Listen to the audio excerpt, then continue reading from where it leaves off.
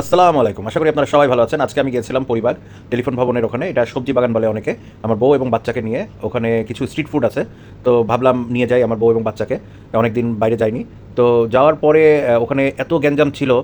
রাস্তার ২ ধারে বিভিন্ন কার্ট দাঁড়িয়ে ছিল এবং এখানে জুসের দোকান, তারপরে হলো মিট বক্সের, পিজ্জার বিভিন্ন অনেক রকমের দোকান ছিল। মানে অনেক রকম বলতে আমাদের দেশে তো আসলে স্ট্রিট ফুড বলতে বুঝাই হলো বার্গার, তারপরে পিজ্জা, তারপরে হলো জুস এইগুলো। আর নতুন কাবাব আইটেম এসেছে যেগুলো স্ট্রিটে পাওয়া যায়। তো প্রথমে আমার ছেলে ঢুকেই বলল আমি হলো মিট বক্স খাবো, পরে বললো জুস খাবো। তো প্রথমে মিট বক্স নিলাম, পরে জুসের ওখানে গিয়ে জুস নিলাম। এরপরে ঘুরে ঘুরে দেখছি যে কী খাওয়া যায় আমাদের জন্য, কী নেওয়া যায়। তো ওরকম ভালো আসলে কিছুই লাগছিল না, কারণ সবগুলো দেখে মন মতো পাচ্ছিলাম না, কারণ একই খাবার রাস্তার এই পারেও যেগুলো, রাস্তার ওই পারেও সেগুলো। এবং দেখা যাচ্ছে মোমো আছে।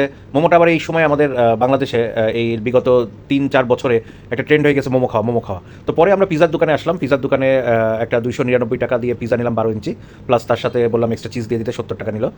এবং ওখানে দেওয়ার পরে গিয়েছিলাম আমি মিট বক্সের ওখানে যাব, কারণ আমার ছেলের অনেকক্ষণ আগে থেকে মিট বক্সের জন্য অর্ডার দিয়ে এসেছি, সে খাবে, খিদে লেগে গিয়েছে।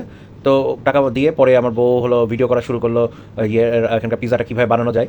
তো পিজা আসলে একই সিস্টেম বানানো, কারণ ওই যেগুলো আমরা ডমিনোজ বা পিজা হাটে যেরকম খাই সেরকমভাবেই তারা বানাচ্ছে রাস্তাতে। বাট এখানে একটা জিনিস আমার আসলে সবগুলো দেখে মনে হচ্ছিল যে হাইজেনিক না, মানে এগুলো সবই আনহাইজেনিক। মানে দেখেন হাতে গ্লাভস পরিনি, তারপরে হলো ময়লা, মানে ওপেন তো। কিন্তু তারপরেও কি হলো এগুলো খেতে আমরা বাঙালিরাই অভ্যস্ত। এবং এই পিজাটাও আসলে এই রাস্তায় যেগুলো পাওয়া যায় এইগুলো বিগত এই করোনার সময় থেকে আসলে স্ট্রিট ফুডের ইয়েতে এসছে যে রাস্তায় পিজা পাওয়া যায়। এবং আগে খেতাম 200 টাকা দিয়ে, বাট এখন দেখা যাচ্ছে যে কিনতে গিয়ে এটা বেড়েছে 299 বা 250 এরকম। তো পরে আমার বাচ্চা একটা ইয়ে দিয়েছিল, তরমুজের জুস। এই তরমুজের জুস আমার আসলে কখনোই ভালো লাগে না, মনে হয় তরমুজ এমনি খেতে পারলেই ভালো। তো এরপরে মিট বক্সটা আনতে গিয়ে দেখি তখনও তারা করিনি মিট বক্সের, দেখি ইয়ে কাটছে, সসেস কাটছে। তো সসেস কাটাটা ভালো লাগলো ওদের, কীরকম স্লাইসটা করে যেভাবে দিচ্ছে, একটা সসেস থেকে অনেক সসেসের হলো টুকরা বার হচ্ছিল।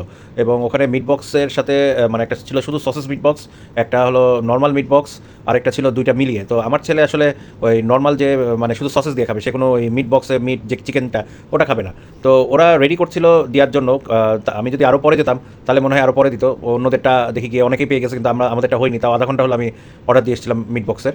তো পরে দেখি আমাকে তাড়াতাড়ি আমাকে দেখে তারা মাখালো, মাখিয়ে দেওয়ার জন্য তাড়াহুড়া করছে। আমিও প্রেশার দিলাম যে একটুখানি তাড়াতাড়ি দেন, কারণ এত দেরি করে দিলে তো আসলে ওদিকে মানে বুঝলাম না সার্ভিসটা এরকম কেন করছে তারা।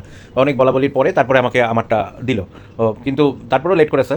তো এখানে আসলে একটা জিনিস আমি দেখলাম যে প্রত্যেকটা জায়গায় এরা বসে সন্ধ্যার পরেই, মানে বিকাল থেকে শুরু করে সন্ধ্যা থেকে রাত 10টা-11টা পর্যন্ত, কোনো সময় 12টা পর্যন্ত যায়। কিন্তু প্রচুর লোক, প্রচুর লোক, কারণ ওই আলাদা একটা মনে হচ্ছে যে এটা একটা গ্যাঞ্জামি জায়গা হয়ে গেছে, এত লোকের সমাহার এখানটায়। আর খাবার আসলে আমার কাছে সত্যি বলতে কি, দুই ধারেই আমার মানে খাবার যেগুলো দেখেছি কোনো আনকমন কোনো কিছু নাই, যে বিগত দিনগুলোতে আমরা যেরকম দেখে আসছি সেগুলোই আসলে পাওয়া যায়। সেটা আমি মিরপুরে গিয়ে খাই, অথবা আমি বসুন্ধরার উপরে যে ফুড কোর্ট আছে ওখানটাই খাই, আর হলো এই রাস্তায় পরিবাগে খাই। এগুলো সবই শেপ আসলে আমার মনে হয় এক জায়গা থেকেই বার হয়। বার হয়ে ওরা একই জিনিস জানে, একই জিনিস শিখে, এবং ওইগুলোই আসলে বিভিন্ন জায়গায় দেখা যাচ্ছে রেসিপি অনুযায়ী ইনগ্রিডিয়েন্টসগুলো কম বেশি দিয়ে করে। তো পরে পিজা পেলাম, পিজাটা দেখে যতটা ভালো লাগছে আমার আসলে খেতে গিয়ে, মানে আমি আসলে সত্যি কথা খুবই মানে ইয়েতে পড়ে গেছিলাম, কী বলবো। কিন্তু মিট বক্সটা বলবো খুবই ভালো হয়েছিল আমার কাছে খুব ভালো লেগেছে। মিট বক্সটা আমি খেয়ে খুব মজা পেয়েছি। কিন্তু পিজাটা আসলে উপরে যেভাবে মেয়োনাইজ দিল, কিন্তু খাওয়ার সময় মনে হলো আমি, সরি মেয়োনাইজ না, আমি কী বলি, চিজ, যেভাবে চিজ দিল, কিন্তু খাওয়ার সময় মনে হলো মেয়োনাইজটাই হলো হচ্ছে মানে গ্রিল ইয়ে হয়ে এসছে। মনে হচ্ছে উপরে মেয়োনাইজ দেওয়া, চিজ না। এবং চিজের যে আগে যে খেতাম 200 টাকা দিয়ে ইয়ে এই পিজা কিনে, সেটা যেমন চিজ টান দিলে চলে আসতো এবং টেস্ট এত ভালো ছিল বলার কথা না। যে আমার কাছে মনে হতো যে ওই 1000, 1500, 2000 টাকা দিয়ে পিজা খাওয়ার চাইতে এই লোকাল পিজা খাওয়া অনেক ভালো। আমার বোর কাছে ভালো লেগেছে, আমার কাছেও খারাপ লাগেনি, ভালোই ছিল। বাট যেরকম আশা ছিল ভালো লাগার, সেরকম আশাটা আসলে লাগেনি। তো পরে এখান থেকে আমরা খাওয়া দাওয়া শেষ করে হঠাৎ চোখে পড়লো নেহারি। পকেটে নিয়ে গেছিলাম, আজকের বাজেট বলতে গেলে যেটা আমাদের আজকের বাজেট ছিল 1000 টাকা, যে 1000 টাকার ভিতরে কী খাওয়া যায় এখানটায়। তো পরে লাস্টে দেখি নেহারি আছে। তো নেহারি খাবো না মানে দেখে এটা কীভাবে সম্ভব। তো নেহারি নিলাম আমি, 150 টাকা মাত্র নেহারির দাম। আর তার সাথে একটা রুটি হলো 20 টাকা দিয়ে, কারণ আমার বউ বাচ্চা কেউ নেহারি খাবে না। আমার ছেলে তো বাসায় আসার জন্য মানে সে মন খারাপ করে আছে কতক্ষণে বাসায় আসবে, বাসায় আসবে। কারণ তাকে শুক্রবারই আমরা হলো গেম খেলতে দিই ইয়েতে, মোবাইলে, এবং শুক্রবার ছাড়া সে আসলে গেম খেলতে পারে না, অন্যদিন মোবাইল হাতে দিই না, এটা আমাদের বাসার একটা রুলস। তো সে শুক্রবারে কোনোভাবে যেতে চায় না। তো নেহারিটা যখন আমাকে দিল খাওয়ার জন্য, আমি আসলে এখানে যতগুলো খাবার আপনারা দেখলেন তার মধ্যে নেহারিটা আমার কাছে সত্যি খুব ভালো লেগেছে। কারণ ওর যে ঝোলটা বেশি বলবো যে ঝাল না। বাসায় আমরা যেরকম নেহারি রান্না করি, এটা গরুর নেহারি, একদম ওই রকমই বলতে পারি, যে বাসায় যেটা কম মশলা, কম হলো হচ্ছে ঝাল, এবং আমার কাছে খুবই ভালো লেগেছে যে বাইরে এরকম কম মশলা ঝাল কম নেহারি পাবো, এবং যতটুকু দিয়েছে 150 টাকায় অনেক ভালো দিয়েছে। আমার কাছে খুবই ভালো লেগেছে নেহারিটা, এবং ঝোলটাও খেতে ভালো লেগেছে। কিন্তু আসলে পিজা খেয়েছি, মিট বক্স খেয়েছি, এর জন্য পেটে একটুখানি জায়গাটা কম ছিল।